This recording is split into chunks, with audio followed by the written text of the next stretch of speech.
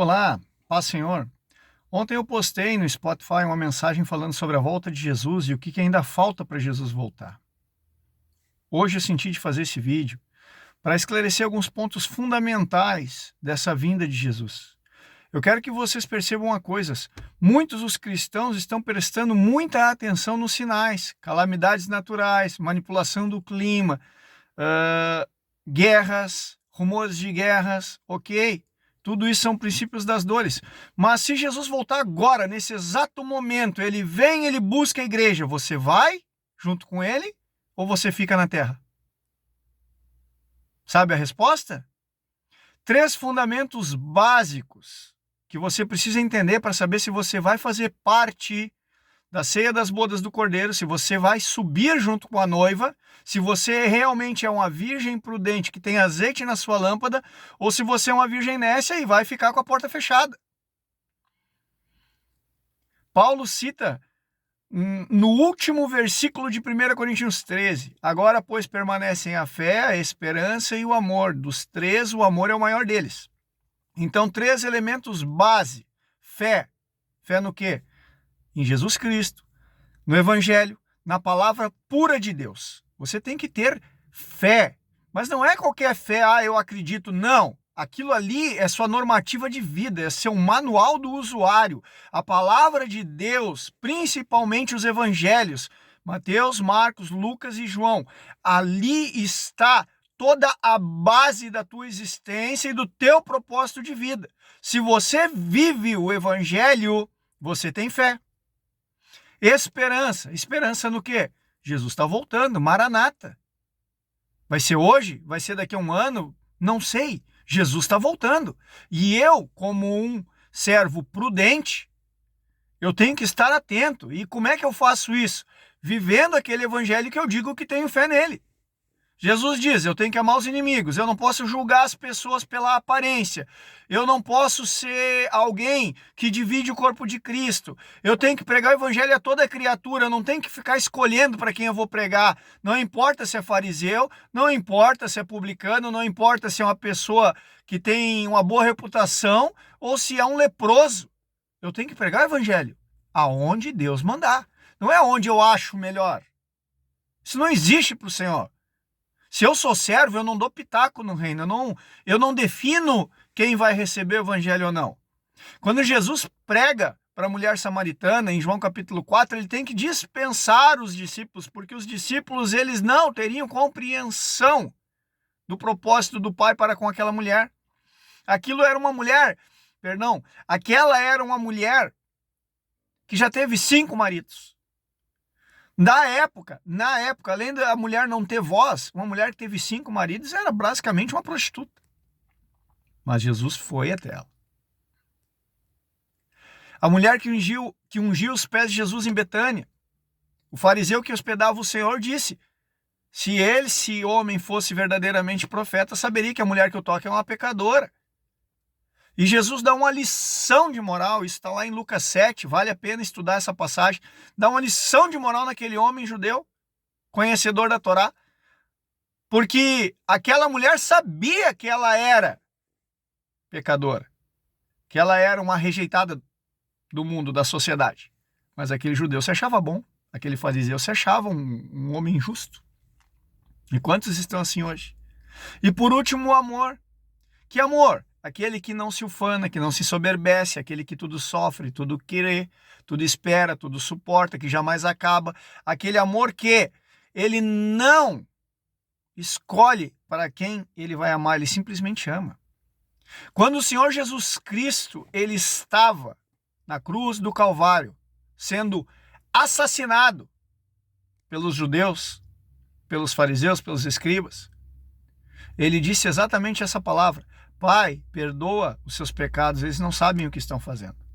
Aí você vai me dizer, mas Jesus veio para esse propósito. Amém? Mas vamos lá em Estevão. Vamos em Estevão? Estevão deu uma lição de moral dentro da luz da palavra para os maiores teólogos da época, que eram os escribas e os fariseus. E aqueles homens pegaram em pedra e começaram a assassinar Estevão em praça pública. E quais foram as palavras de Estevão? Meu Senhor, não coloque sobre eles este pecado. Se você for ofendido hoje na congregação, você não volta amanhã. Se alguém te agredir hoje, amanhã, você não procura mais a pessoa, você se afasta dela e você vai dizer, Senhor, bote fogo naquela pessoa. Não é assim, meus irmãos? Mas Estevão disse, não impute sobre eles este pecado. E Estevão foi mais além e disse, eu vejo os céus abertos e o Filho de Deus assentado à destra do Pai. Estevão, e eu digo sem medo de errar, foi um dos primeiros cristãos a ser arrebatado, harpazo, tomado com violência da terra. E digo mais, Estevão não contemplou a morte, a sua carne foi para o pó da terra, mas a sua alma e espírito, eles foi um abrir e fechar de olhos e Estevão já estava na glória. Estevão provavelmente está debaixo do trono do Senhor, citado em Apocalipse 6, se não me falha a memória, e dizendo, até quando, ó, reto, justo e soberano Senhor, não julga a nossa causa. Ele está recebendo as vestiduras brancas e o Senhor está dizendo para ele, aguarde mais um tempo, até que se complete o número de conservos vossos, que ainda estão para serem mortos por causa do testemunho de Jesus. Veja que nós temos uma concepção muito equivocada e errada sobre o que é arrebatamento.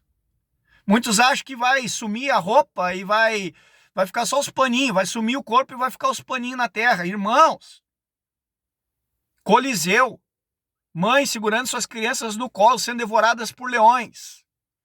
Cristãos sendo queimados como lâmpadas vivas em Roma, por César. Vocês acham que essas pessoas que foram fiéis até a morte a Jesus, elas não vão fazer parte das bodas e da glória? Eu tenho notícia para dar para você. Se a vossa justiça não exceder em muito a justiça dos escribas e fariseus, e eu desafio você a estudar como é a vida diária de um fariseu e de um escriba, daqueles que são fiéis à Torá, da lei de Moisés. Eu desafio você a pesquisar sobre a vida desses homens. Se a vossa justiça não for muito mais elevada que a justiça desses homens, que são fiéis à lei, de modo algum vocês vão entrar no reino. Agora apertou o sapato. Estreito é o caminho, apertado é o caminho. A porta é muito estreita. É mais fácil o camelo passar pelo furo de uma agulha que um rico entrar no reino. E eu não estou falando de dinheiro. Estou falando de ego, de soberba, de arrogância, de achar que você sabe algo. Você não sabe nada. Paulo disse, aquele que acha que sabe alguma coisa, ainda nem aprendeu como se convém saber. Aquele que julga ser alguma coisa, não sendo nada, si mesmo se engana. O ladrão veio para matar, para roubar e para destruir. Vigia. Se você pensa que está de pé, cuida para não cair. Não se coloque acima dos teus irmãos, mas se coloque abaixo, porque servo não define, servo não dá pitaco, servo não opina, servo não escolhe hora nem dia para servir, ele vai e serve. Servo não define qual tipo de alimento o Senhor tem que comer. Se você é servo no corpo de Cristo, se você é servo do Altíssimo, porque o maior deveria servir a todos, esse é o mandamento. Se você realmente é um líder de uma congregação, se você realmente é alguém que é empossado de uma posição de autoridade na igreja, você tem que aprender que você não manda nada, você serve, você tem que dar o alimento de acordo com a necessidade do rebanho. Você não vai pregar cruz para um irmão em depressão. Agora, você não vai pregar graça e perdão para um irmão que está vivendo uma vida totalmente fora do propósito do Senhor, sendo que já tem um conhecimento grande da palavra. E está vivendo uma vida de arrogância, de prepotência, de se achar especial e espiritual. Veja que não é você quem define o alimento, é a situação, é o Espírito Santo, é você consagrado, você vai aos pés do Senhor e diz, Senhor, eu não sou digno, eu não tenho nada para oferecer. Mas tu sabe o que é melhor para o irmão, porque eu julgo pela aparência, mas tu conhece o coração, então, Senhor, me mostra a realidade espiritual que está em volta de determinada pessoa ou determinada situação, e se eu tiver equivocado e errado, Senhor, por favor, mesmo que não seja o que eu quero ou o que eu goste, traz à luz a verdade, mesmo que doe, me constrange e me humilha, porque eu não quero ser enganado pelo falso anjo de luz. Então, se você ainda não assistiu a mensagem do Spotify, eu aconselho, o link vai estar na bio do canal. Assiste, escuta, ouve a mensagem. Depois vem aqui e responder em cima desse vídeo aqui. Porque, irmãos, o tempo está encurtando. O tempo está sendo remido. Os dias são maus. O Senhor tem pressa em voltar. Pressa no sentido de que Cristo quer a sua igreja, o Cristo quer a sua noiva, Cristo quer os verdadeiros adoradores. Você faz parte disso? Para de te preocupar se vai ter a Terceira Guerra Mundial, se isso ou aquilo. Se preocupe se as suas vestes estão lavadas. Se preocupe se tem azeite em tua lâmpada. Se você for levar a oferta ao altar e lembrar que alguém tem queixa contra você, deixa a oferta no altar, vai e conserta antes. Mateus capítulo 6, versículo 14 e 15 é taxativo e é dogma.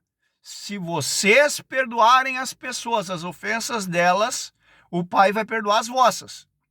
Mas se vocês não perdoarem as ofensas das pessoas, o Pai não vai perdoar as vossas. Não confunda a salvação judicial, onde você não pediu para nascer com pecado e Cristo pagou essa conta na cruz do Calvário, com salvação orgânica, onde você, cheio de ego, de inveja, de homicídio, de adultério, de soberba, de autocomiseração, de depressão, de prepotência, você cheio de obras da carne, acha que vai subir para a santidade, sem ser transformado e remodelado pelo Espírito Santo de Deus. O Espírito Santo está dentro de você para fazer uma obra de transformação, destruir o velho e reconstruir o novo. Se você não tiver uma vida de santidade, se você não tiver uma vida de transformação, se as pessoas ao teu redor disserem assim, mas você não mudou nada, continua o mesmo caloteiro, arrogante e pretensioso de antes, então eu tenho notícia para te dar, você vai ficar. Se pela graça você não aceita ser transformado pelo Espírito Santo em um pecador para alguém que é justo, reto e santo, segundo a luz do Senhor, segundo a imagem de Jesus Cristo, então você vai ficar, você vai ter que passar por um outro processo, que é o choro e ranger de dentes, e lá você vai ser lavado sem a graça. Vocês estão entendendo o ponto? Não se preocupe com os acontecimentos exteriores, preocupe-se em lavar e purificar o seu coração. O Senhor, Ele abate os soberbos, mas o Senhor concede a sua graça aos humildes. Seja um vaso de edificação, seja uma pedra de edificação. Não seja mais um religioso dividindo o corpo de Cristo. Deus abençoe.